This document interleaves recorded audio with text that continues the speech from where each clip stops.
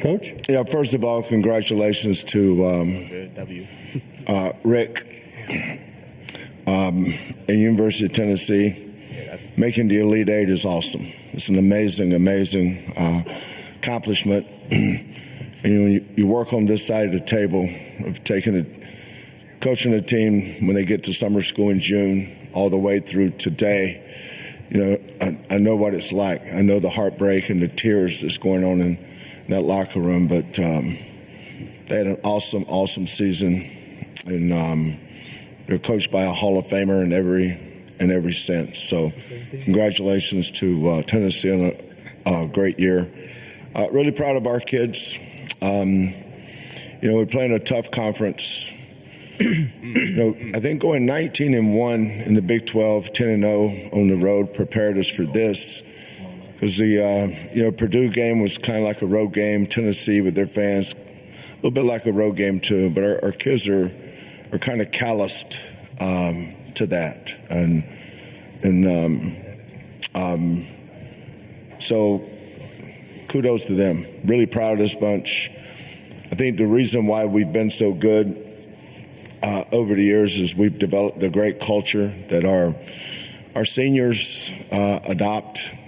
And make sure that our young kids and new kids buy into it. We're kind of a homegrown program. We bring kids in as freshmen. And it's been a secret sauce of ours. And we've had 2 kids the last 2 years in the portal: LJ, who came from Baylor, and Milos, who came from Oklahoma. But their character and their willingness to be coached the way we do it, and their maturity, I think has really helped. So, we have a really good team. I think being humble and staying hungry every day has really helped us. I'm more excited than I'm letting on right now. I'm really excited. I'm really happy for these kids. But it's their moment, and just happy for them. Thank you, Coach. And we'll take questions for Coach or the student athletes. Please raise your name, state your name, affiliation, and to whom the question is directed. Right here. Chris Schumer, Capital Sports Journalism. Coach, you guys really jumped on them that first 5-10 minutes of the game. I'm wondering what, if anything, did you see in the last 36 hours that might have indicated that your team was ready to do that? Well, it wasn't the last 36 hours. It's since June. We didn't get good the last 36 hours. We just went through the Big 12 tournament. Played 3 games there. The thing I like about this team, I don't think they overreact to anything, good or bad. Kind of keep an even keel. It's kind of the way Milos is, kind of the way LJ is, J1, Emmanuel. They just kind of have a good way about them when it comes to that. We spent a lot of time at Purdue, just like they did us, because from the we played Arizona in the who did we play? Who was our first 2 games against in the tournament? SIU. What are you talking SIU in Gonzaga. So after SIU and Gonzaga, we knew we were playing Purdue, so we spent a lot of time preparing for them. And then Tennessee, I'd seen Tennessee play quite a bit. I knew Zakai Ziegler and Chaz Lanier. And they're the Gainey kid. We'd seen them a lot, but we just felt like it was a good matchup for us. Our defense and our rebounding. I thought Terrence Arsenault coming off the bench early when J1 got his second foul allowed me to leave J1 over there so he could be ready the second half. But the strength of our team has always been our team. Emmanuel and Milos and L, J1, JoJo, they've all taken turns being the best player for that week or the next 2 weeks. But we have a good team, and whoever we play, is our next game, and we get prepared for it. And that's been our secret sauce. Question right over here, Dave. Coach, this is for Coach Sampson and Emmanuel, please. First bucket of the ball game, you guys scored, and then Emmanuel tied up in a volunteer there at the top of the 10-second line for a held ball situation. You guys go down and score, and then after 10 minutes, you're up 17-4. The defensive pressure that was set early. Can you talk about that, please? Emmanuel, we'll start with you. That's what we do. We're a great defensive team, and that's how we like to set the tone of the game, is on the defensive end. And I think when we come out with the right intensity, we're a hard team to beat. And, we did a great job of that today. And, it helped us as we carried it, on for the rest of the game. Coach? Yeah, we start with our defense.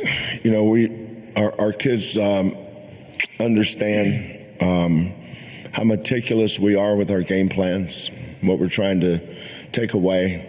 And our kids have a very high basketball IQ. We have a very smart team. We're able to do some things that maybe outside the box, whether it's spending extra time like on baseline out of bounds plays. We spend a lot of time on that, offensively and defensively. We take pride in not being scored on baseline out of bounds. But Tennessee was different than Purdue and Gonzaga in that they didn't run a lot of ball screen stuff.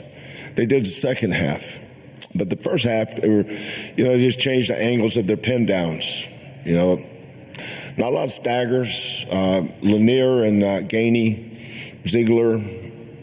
If you watch them when they beat Auburn or beat Alabama, they played a certain way. But, we play the way we play. And our kids are very confident in our approach and our defense. Question right here. LC Norton, SB Nation. Question for Coach. Hard-fought game, building that early lead, then protecting it, ultimately taking that intentional shot clock violation late in your last possession. What moment did it really sink in that you were going to win the game ultimately and move on to the Final Four? Well, I don't allow myself to think that way until the game's over, out of respect, number one, for the game. You always respect the game. And then number two, respect your opponent. Now, when the game was over, I was excited, but I know how hard our kids work. I know that, most of our work is done in anonymity. Nobody's ever around, and I prefer it that way. We start in June. What is Monday? Baseball field, right? Yeah. We do 18 100-yard sprints in time. And if anybody doesn't make it, we start over. That's part of our culture. You be on time and you're held accountable for everything you do. Once you teach accountability, then the next phase of that is responsibility. And that's why our kids this is very much a player-led team. They're responsible for our success. And, as a coach, that's the way I prefer it. This is the 11th team I've had at Houston. I think we've won 30-plus games 5 times, but this is the first time we've won 34 games. And I'm glad this team did it. This was the maturity level of our older guys has been good for our young guys. So when the horn blew, my first thought was to Rick, because getting to the Elite Eight is such an amazing accomplishment, and I knew that he would be a little bit down, so I thought about him.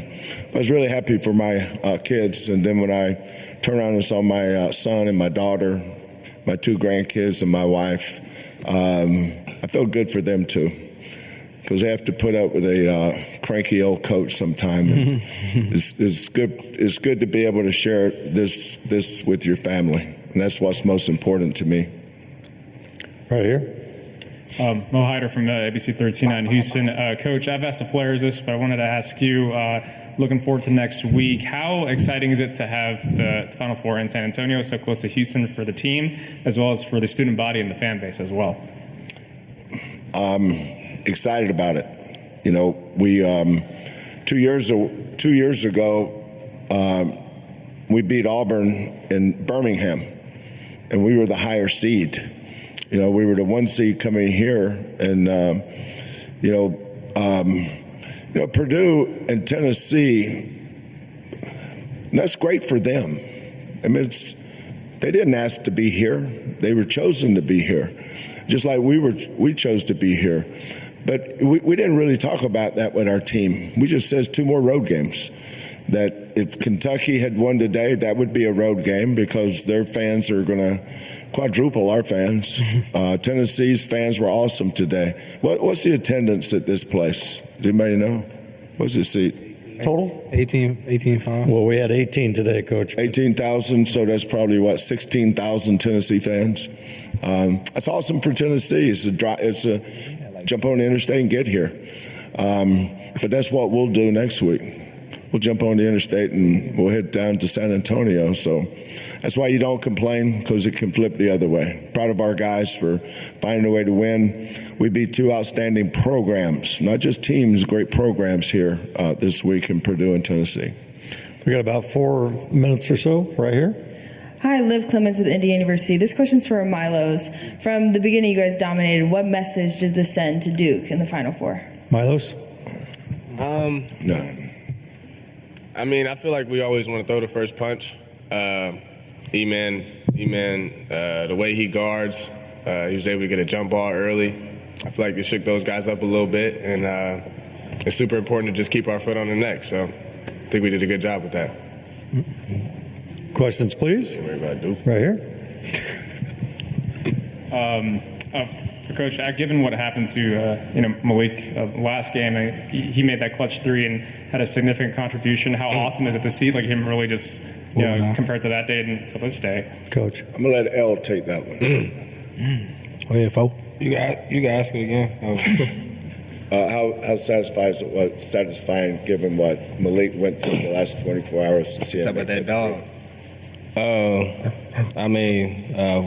Malik is one of the most underappreciated players on the team, most underrated players in the country. So we definitely appreciate all the little things he did, and I'm glad he had a moment like that to hit a big shot for us, because he does all the small things that people don't really talk about, like getting rebounds, loose balls, block shots. So, he's a big piece of our team, and he stepped up big for us today. And he had a concussion. Yo. Dave Reinhardt, WCBK Sports. Coach, about 6 minutes ago, the score got to be about 11 points, and then 5 threes fell in a row for you guys. Boy, let's talk about that run right there at the end of the ball game. Yeah, I've seen that many times from our group. Home and away. I think we're one of the top 2 or 3 maybe 3-point shooting teams in the country. All 3 of these guys shoot 40+% from the 3-point line with volume attempts. So it's no surprise. I was more surprised they missed some of the ones they did. But, just kind of stay the course. When they started pressing us, my message in the huddle was be fearless. Don't be afraid to take a big shot. And don't be afraid to miss it either. What's the worst thing can happen? You miss it. Well, we're also a good offensive rebounding team. That's why missed shot is so much better than a turnover. You can't rebound a turnover. So if you get a window, I talked to LJ about this a lot. I don't have to talk to Emmanuel. Emmanuel usually shoots whether he has a window or not. But LJ is a little more frugal in his approach. But all 3 of these guys, Milos had 6 threes the other night, last game. LJ's had many games with 6 threes, and so is Emmanuel. So that's part of our offense is that we've got outstanding offensive rebounders. And normally we don't take an offensive rebound back up. Normally we kick it out, and we call those daggers. So we dagger our offensive rebounds. That gives us another opportunity to make threes. We got time for a couple more, and we have one on Zoom. Dan Tortora, wakeupcall.dt.com. For the student athletes, you heard Coach talk about getting the 34 wins and being happy that this team's the team that got to do it. What has it meant for you to be a part of the Houston Brotherhood and to reach the Final Four together this season? Emmanuel, we'll start with you. Oh, can you repeat that? Yeah, please repeat. Right, I was looking. What does the season's accomplishments mean to you guys? Getting a school record 34 wins, Yeah. and me saying that I'm glad it was this team that did it. What do you guys think of that? I mean, it's a good feeling. Just knowing what we've been through this season. We went through some struggles in the beginning, and a lot of people doubted us. But we got back in the gym, watched a lot of film, cracked down on the little things that we had to get better, and we fixed them. And we improved ever since then, and ending up where we are now is great. With the players that we have on this team, it's just we've come a long way, and it's a great feeling. Milos? Yeah, I mean, it's definitely a good feeling. This team, it's a brotherhood here. I love lacing up next to E and L every day. So I mean, it's definitely it's big time for sure. LJ? I mean, it's special because you're doing it with guys that you love, and it's always good to be on the right side of history. So yeah.